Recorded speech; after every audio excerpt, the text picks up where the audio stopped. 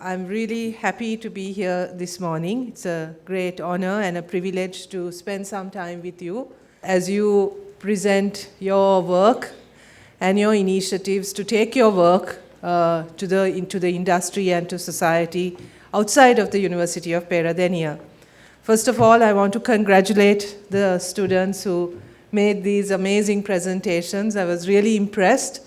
It was really heartening to see what you have done and the promise that you show.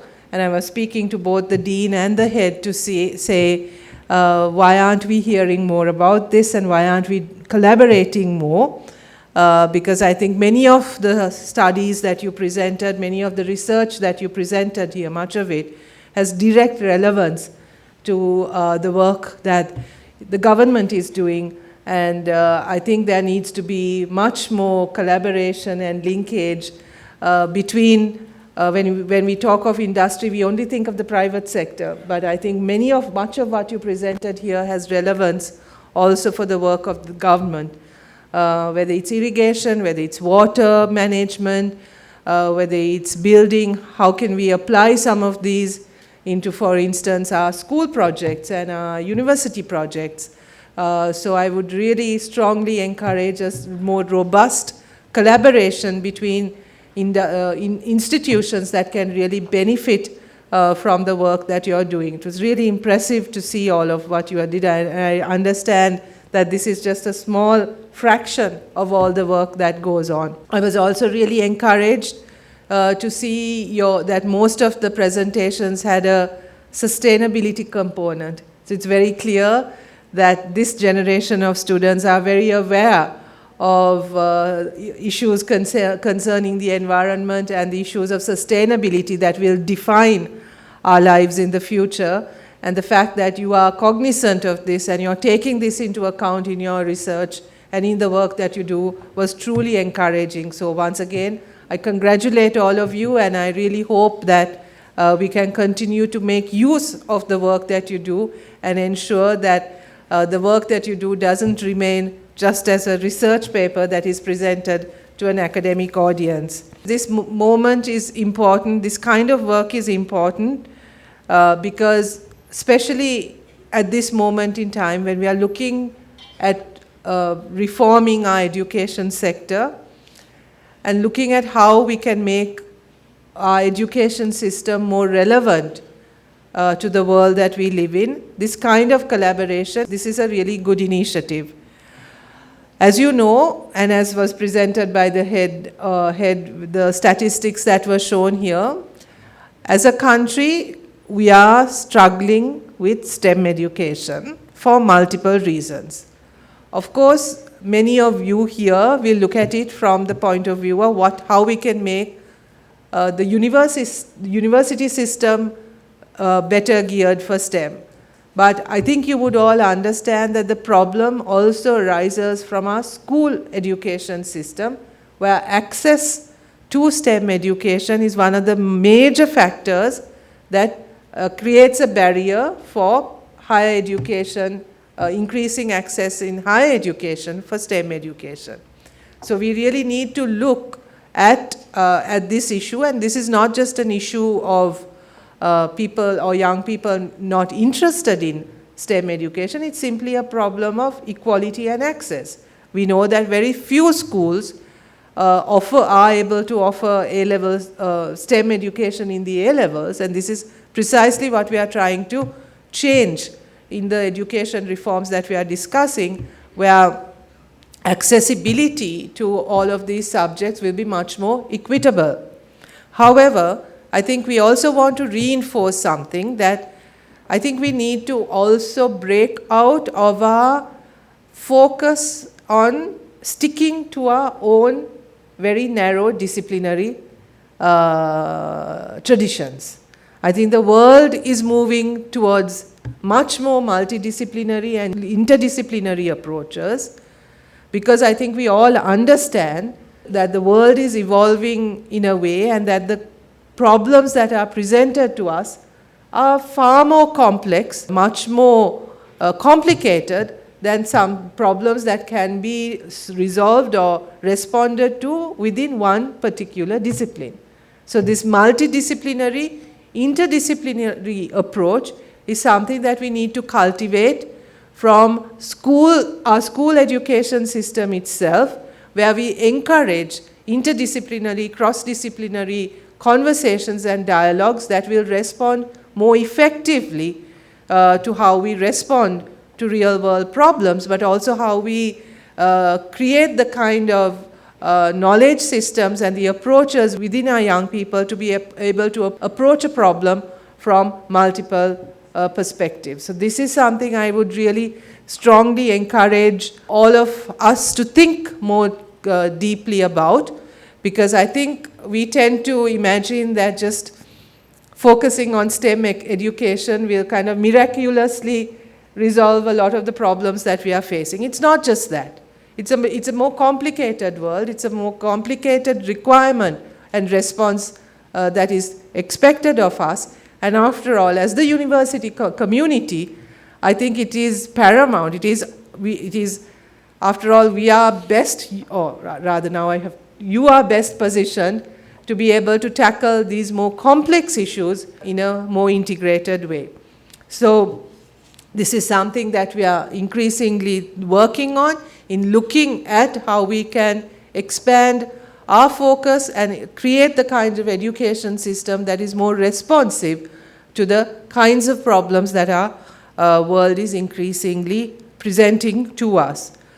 The head of department, Professor Kushanto, talked about the need for more research collaboration and also for more focus on postgraduate education. I think this is something that we need to take more seriously. I think for the longest time and for justifiable reasons, our university system focused mainly on undergraduate teaching. There were justifiable reasons. But today, I think our university systems need to now think beyond that. Even in our academic community, we believe that our remuneration, that our entire sort of assessment procedure, our promotion process, everything is focused primarily on undergraduate education.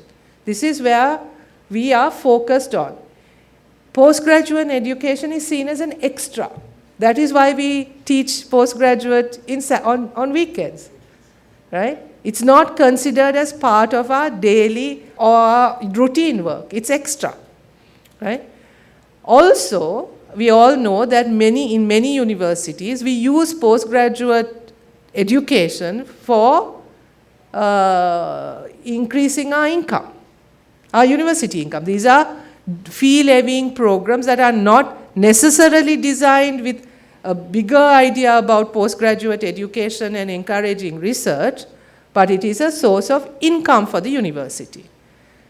So the more postgraduate courses that are delivered, the happier the university is, not because it's anything to do with knowledge and research, but because it generates income for the university. This has had, I think, a real impact on the quality of our postgraduate education.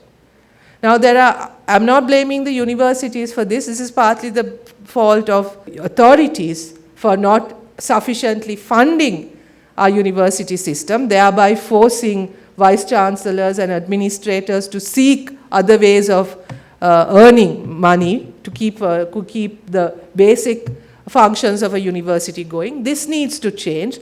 But I think we need to also start thinking about this differently and accept that if we are serious about research and postgraduate education, it cannot be seen as a source of income, purely as a source of income. It must be seen as something that is part of our academic work and the part of what a university does. It is also worrying that now increasingly we are thinking of undergraduate education also as a source of income. And I really think state universities need to rethink this whole situation. As a government, we are committed to working with you to make sure that the focus of a university is on quality, not just quantity, on quality, and that universities really become centers of quality education and research. And this includes both undergraduate and postgraduate work.